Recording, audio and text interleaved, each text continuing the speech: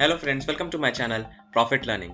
Today we are going to discuss about a very important financial ratios, that is ROE and ROCE. ROE, that is return on equity, and ROCE, that is return on capital employed. We will also see the correlation between profit margin and the ROE. When to choose ROE, when to choose ROCE over ROE, we will discuss these things in details. Please watch this video till the end because I am going to give you the important tricks how to use these financial parameters in stock valuation. This is my 6th video on stock valuation in the series of fundamental analysis course. I will also advise you, if at all you have not watched my previous 5 videos, I will provide you the link in description, you can watch it from there. So these are the content. We will discuss these parameters one by one. First is return on equity. Return on equity is total income upon shareholders equity. Total income means PAT, that is profit after tax. Shareholders equity क्या होता है? Your total assets minus total liabilities is shareholders equity. और उसको अलग तरीके से कैसे बोल सकते हैं कि शेयर्स कैपिटल, जितना भी आपको किसी पर्सन ने उस कंपनी के अंदर पैसा लगाया और उसके शेयर्स खरीदे हैं, प्लस उस कंपनी ने ओवर द टाइम्स जितना भी प्रॉफिट जनरेट किया और उसको रिजर्व्स में कन्वर्ट किया है, रिजर्व्स एंड सरप्लस को मिलाकर आपका शेयर होल्डर्स इक्विटी बनता है. इसका मतलब क्या हुआ कि आपका जो इक्विटी पार्ट है, इक्विटी पार्ट पे वो रिटर्न कितना जनरेट कर रहा है वही इंडिकेट करता है रिटर्न ऑन इक्विटी. ये ratio share holders point of view से बहुत इंपॉर्टेंट होता है क्योंकि शेयर होल्डर का इसमें पैसा लगा है और शेयर होल्डर के जो कैपिटल एम्प्लॉयड है उसके से वो कितना रिटर्न वो जनरेट कर पा रहा है वो इंडिकेट कर रहा है रिटर्न ऑन इक्विटी. सो जितना अच्छा रिटर्न ऑन इक्विटी होगा उतना अच्छा होगा उस कंपनी के लिए. कभी भी आप रिटर्न ऑन इक्विटी कंपेयर करें, रिटर्न ऑन इक्विटी हमेशा उसके पीयर्स से करेंगे.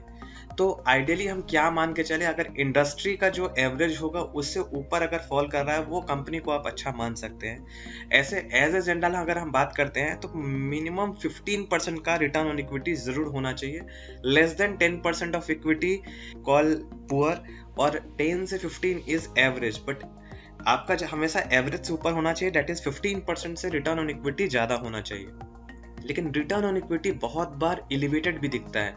जैसे कोई कंपनी मान लेते हैं कि वो कुछ लॉसेस मेक कर रही थी कंपनी, और जिसके कारण शेयर्स कैपिटल काफ़ी कम हो गए, उसके रिजर्व्स भी काफ़ी कम हो गए.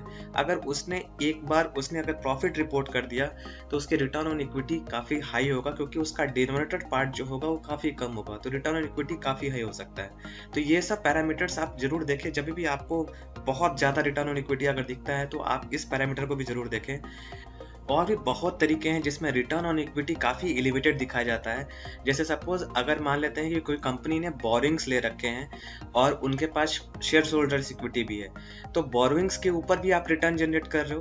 पहले रिटर्न ऑन इक्विटी क्या, अगर हम प्योरली रिटर्न ऑन इक्विटी की बात करें तो वो होता है net income upon share holders equity. लेकिन अगर कंपनी ने लोन ले रखा है, डेप्ट ले रखा है, तो उसके ऊपर भी वो रिटर्न कमा रहा है. तो उसमें आपको क्या दिखेगा कि रिटर्न ऑन इक्विटी काफी ज्यादा हो गया क्योंकि रिटर्न हो सकता है काफी बोरिंग्स से जो आपका रिटर्न आ रहा है वो भी एड अप हो जाएगा, तो रिटर्न ऑन इक्विटी काफी ज्यादा दिखेगा. तो इस धोखे में नहीं आएंगे आप. अगर आपको प्योरली रिटर्न ऑन इक्विटी अगर देखना है तो आप ये भी देखें कि उसके साथ कोई डेप्ट भी एसोसिएटेड नहीं है कि नहीं. आइए हम लोग उसको समझते हैं कि एग्जाम्पल से. यहाँ पे आप देखिए कि आपको अगर पैसा रेस करना है तो आप 2 तरीकों से रेस कर सकते हैं. दैट इज, जैसा मैंने बताया, आप इक्विटी से रेस कर सकते हैं. इक्विटी मीन्स आप अगर कोई कंपनी का अगर पैसा रेस करना है, आप दूसरे से पैसा ले रहे हैं और उसको हिस्सेदारी दे रहे हैं, शेयर्स दे रहे हैं, तो एक तरह से आप इक्विटी से पैसा रेस कर रहे हैं. उसी तरह से अगर आप बैंक से लोन लेते हैं, वो आप डेप्ट से पैसा ले रहे हो, बोरोइंग है, आपको इस पे इंटरेस्ट देना पड़ेगा, आप उसमें कोई हिस्सेदारी नहीं दे रहे हैं, इसलिए वो डेप्ट से आपको पैसा रेस करने का हुआ. अब हम लोग इसको एक एग्जांपल से समझते हैं. सपोज एक पर्सन ने अपनी नोटबुक बिजनेस करना चाहता है जिसने वो 300 रुपीज़ इक्विटी से रेज किया है. 300 रुपीज़ इसके पास टोटल कैपिटल है, जो वो 15 बुक्स खरीदता है, तो कॉस्ट पर बुक कितना हो गया, 20 रुपीज़. तो 15 बुक्स वो उसको हर पूरे दिन में बेचना है. जो उसने सेलिंग प्राइसेस डिसाइड किया है वो 30 रुपीज़ है, तो उसको 15 बुक्स है आपके पास, तो 30 इंटू 15 दैट इज 450. तो टोटल इसका 450 हुआ. तो आपके पास प्रॉफिट कितना हो रहा है, 450 माइनस 300 दैट इज 150. तो आपको प्रॉफिट कितना हुआ 150। जैसे रिटर्न ऑन इक्विटी क्या होता है, net profit that is 150 divided by your equity capital. Equity capital कितना था 300, तो 150 डिवाइडेड बाय 300 दैट इज 50%। उसी में हम आगे देखते हैं, जैसे मान लेते हैं कि आपने इक्विटी से 150 रेस किया और डेब्ट से आपने 150 रेस किया, टोटल अभी भी आपके पास कैपिटल 300 रुपीज है, तो कॉस्ट पर बुक कितना है आपके पास 20 रुपीज, तो आपके पास 15 बुक्स आ रहे हैं, और सेलिंग प्राइस इस केस में भी आपने 30 रुपीज डिसाइड किया है, तो आपका हो गया 450। तो और इंटरेस्ट एक्सपेंस भी देखना पड़ेगा, क्योंकि आपने जो डेब्ट लिया है उसमें 12% का इंटरेस्ट आपने पे करना होगा, तो 150 का 12% कितना होगा 18 रुपीज। तो आपका टोटल प्रॉफिट कितना आएगा 450 minus 300 minus 18 that is 132 rupees. तो टोटल प्रॉफिट हो गया 132 divided by your equity capital that is 150, तो आपका परसेंटेज कितना हो गया 88%। यहाँ पे आप देख पा रहे हैं कि रिटर्न ऑन इक्विटी आपका एलिवेटेड दिख रहा है, क्योंकि आपने रेस किससे किया है 150 रुपीज आपने डेब्ट से रेस किया है। यहाँ पे मैं आपको बोलूंगा कि डेब्ट किसी भी कंपनी का जीरो होना चाहिए, क्योंकि हो सकता है यहाँ पर तो वो प्रॉफिट दे रही है, अगर ये बिजनेस अगर लॉस बिजनेस होता तो ये इंटरेस्ट आपको पे करना ही करना था, तो उस केस में कंपनी को काफ़ी नुकसान उठाना पड़ता है। इसलिए आप कोई भी कंपनी में देखिए कि वो डेब्ट फ्री है कि नहीं है, या उसका डेब्ट टू इक्विटी रेशियो काफ़ी कम हो। यहाँ पर मैं आपको बोल रहा हूँ कि अगर कोई लो डेब्ट और जीरो डेब्ट कंपनी है तो ROE पे फोकस कीजिए, अगर हाई डेब्ट कंपनी है तो ROCE पे फोकस कीजिएगा। ROCE हम लोग बाद में डिस्कस करेंगे, हम आपको वहाँ भी इस चीज़ को बारे में दोबारा टच ऑफ ऑन करेंगे, लेकिन हम यहाँ पर बोल रहे हैं आपको कि अगर जीरो डेब्ट है या लो डेब्ट है कंपनी तो आप ROE के साथ जाइए, अगर हाई डेब्ट कंपनी है तो ROCE के साथ जाइए। अब आते हैं प्रॉफिट मार्जिन पे। प्रॉफिट मार्जिन क्या होता है, profit margin net income upon net sales that is profit margin. बहुत लोगों को लगता है कि जितना अच्छा प्रॉफिट मार्जिन होगा वो कंपनी उतनी ही अच्छी है। आइए हम लोग देखते हैं इसको। जैसे आपने एप्पल के बारे में सुना होगा, उसका profit margin is around 40%। Walmart जो सबसे बड़ी कंपनी है इन टर्म्स ऑफ रेवेन्यू, उसका जो प्रॉफिट मार्जिन है वो अराउंड 1 to 3% है। अगर आप इनके बिजनेस मॉडल को देखें, वॉलमार्ट के पास 1 से 3% के प्रॉफिट मार्जिन होने के बावजूद भी वो काफ़ी अच्छा प्रॉफिट जनरेट करता है, क्योंकि वो अपने इन्वेंट्रीज को, अपने प्रोडक्ट्स को काफ़ी बार चर्न कर पाता है। अगर वो प्रॉफिट मार्जिन कम रख रहा है क्योंकि वो प्राइसेस कॉम्पिटिटिव रखना चाहता है, प्राइसेस कॉम्पिटिटिव रखने के कस्टमर बार बार उसके प्रोडक्ट्स को यूज़ कर रहे हैं, बार बार उनकी इन्वेंट्रीज चर्न हो रही हैं, तो प्रॉफिट मार्जिन कम होने के बावजूद भी इनका टर्नओवर इतना अच्छा है तो इनका प्रॉफिट भी काफ़ी अच्छा निकल के आता है। अनलाइक दिस केस, एप्पल का जो होता है उनके कस्टमर बेस काफ़ी प्रीमियम सेगमेंट में है और वो उनके प्रॉफिट मार्जिन भी 40% के अराउंड है, तो उनका प्रोडक्ट्स काफ़ी ज़्यादा चर्न नहीं होता क्योंकि उनके प्राइसेस काफ़ी हाई होते हैं, तो उनका प्रोडक्ट्स काफ़ी अच्छा चर्न नहीं होता, लेकिन उनके जो कस्टमर बेस है वो काफ़ी प्रीमियम सेगमेंट में है, तो वो अपना एक अलग सेगमेंट बना कर रखा है। तो इसलिए business model to business model depend करता है। एक तो टोटल ही ड्रिफ्ट ना ले लें कि अगर प्रॉफिट मार्जिन काफ़ी अच्छा है तो वो बिजनेस काफ़ी अच्छा होगा, ऐसा ड्रिफ्ट ना ले लें। आइए इसी चीज़ को हम लोग एक एग्जांपल से समझते हैं। फिर से वो नोटबुक का एग्जांपल लेते हैं जिसमें आपने इक्विटी से जो पैसा रेज किया वो 400 रुपीज़ ये रेज किया है, डेब्ट से आपकी कोई भी लेंडिंग नहीं है, और एक्सपेंस हम पकड़ रहे हैं 20 रुपीज़ अगर आप कर रहे हो तो 20 बुक्स आपने परचेस किया है, तो आपका टोटल एक्सपेंस बन रहा है 400 रुपीज़। रेवेन्यू आपका जो आपने डिसाइड किया है, सेलिंग प्राइसेस 35, तो 20 बुक्स आपने परचेस किया है तो आपको 35 × 20 is 700, तो प्रॉफिट आपका पास कितना आ गया 700 माइनस 400 दैट इज 300, और रिटर्न ऑन इक्विटी जो हम लोगों ने पहले डिस्कस कर रखा है 300 divide by four your equity that is 75%। प्रॉफिट मार्जिन क्या होता है आपका total profit upon total sales that is 300 divide by 7 is 43%। अब दूसरी तरफ चलते हैं, जैसे यहाँ भी इक्विटी से मैंने 400 रुपीज़ लिया है और आपके डेब्ट्स भी यहाँ भी जीरो हैं, तो टोटल आपने 20 रुपीज़ कॉस्ट नोटबुक का रखा है, तो 400 रुपीज़ के हिसाब से आपको 20 बुक्स मिल रहे हैं यहाँ पर, और selling price is around 30 rupees. यहाँ पे सेलिंग प्राइस आपने कितना रखा था 35 रुपीज़, यहाँ पे रखा आपने 30 रुपीज़, आपने प्राइसेस कम किए, यहाँ पर आपका मार्जिन कम हुआ है, तो टोटल आपका प्रॉफिट देखिए 600 है, और 600 माइनस 400 इज 200। यहाँ पर रिटर्न ऑन इक्विटी इज 50%, तो रिटर्न ऑन इक्विटी यहाँ पर 50% हो रहा है और प्रॉफिट मार्जिन देखिए यहाँ पर 43% हो रहा था, यहाँ पर 33% हो रहा है, क्योंकि 200 divided by your revenue that is 600, तो आपका हो गया 33%। यहाँ पर प्रॉफिट मार्जिन कम हो गया, लेकिन आप देखें अगर ये प्राइसेस कॉम्पिटिटिव हैं तो ये साइकिल दोबारा रिपीट होगा। उसी साइकिल को अगर हम दोबारा रिपीट करते हैं तो आपका जो पहले आपने कितना कमाया 200 रुपीज़, और पहले ऐसे आपके पास इक्विटी कैपिटल कितना था 400 रुपीज़, तो टोटल आपके पास इन्वेस्टमेंट कैपिटल कितना हो जाएगा 600 रुपीज़, और कॉस्ट यहाँ भी 200 है, तो आपको इस बार मिल रहे हैं आपको 30 बुक्स मिल रहे हैं। 30 बुक्स मिलने के बाद आपका जो सेलिंग प्राइस अभी भी आपने 30 रुपीज़ रखा है, तो आपको टोटल हो गया 900 माइनस 600, आपको हो गया टोटल प्रॉफिट 300। तो रिटर्न ऑन इक्विटी यहाँ पर देखिए 75% हो गया, और प्रॉफिट मार्जिन इज 33%, क्योंकि आपने प्राइसेस कॉम्पिटिटिव करने के लिए ताकि साइकिल बार बार रोटेट हो। अगर हम थर्ड बार साइकिल रोटेट कर पाए तो आप देखिए यहाँ पर टोटल आपके पास प्रॉफिट 300 था और आपके पास इन्वेस्टमेंट कैपिटल इनिशियली 600 था, तो टोटल इन्वेस्टमेंट कैपिटल कितना हो जाएगा 600 प्लस 300 इज 900। तो इन्वेस्टमेंट कैपिटल आपके पास कितना हो गया 900, और 900 का आप 20 रुपीज़ का कॉस्ट अब डिसाइड कर रहे हैं, तो 45 बुक्स मिलेंगे। 45 इंटू 30 इज 1350, और टोटल प्रॉफिट कितना हो गया 1350 minus 900 that is 450 divide by your equity capital that is 400, it will comes around 113%। तो आपको रिटर्न ऑन इक्विटी आप देखिए 3 बार साइकिल रिटर्न करने के बाद आपको रिटर्न ऑन इक्विटी कितना हो रहा है 113%, और profit margin is still 33%।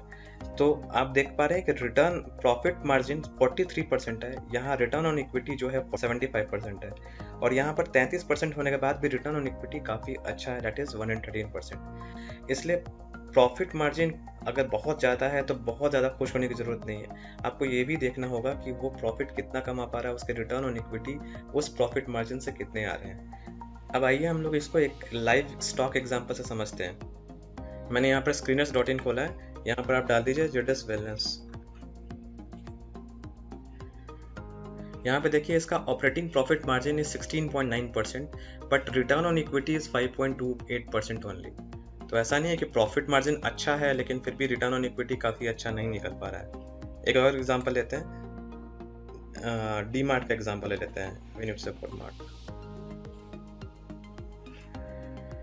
Venue supermart में आप देखिए इसका operating profit margin is 7.16 only, लेकिन आप इसका रिटर्न ऑन इक्विटी जो देखेंगे दैट इज 15.5%। सो जितना अच्छा प्रॉफिट मार्जिन ऐसा जरूरी नहीं है कि वो कंपनी काफ़ी अच्छी होगी, उसकी कंपनी के आपके चर्निंग, उसके कंपनी के साइकिल रेशियोज कैसे हैं, उनके टर्नओवर कैसे हैं, वो भी आपको चेक करने पड़ेंगे।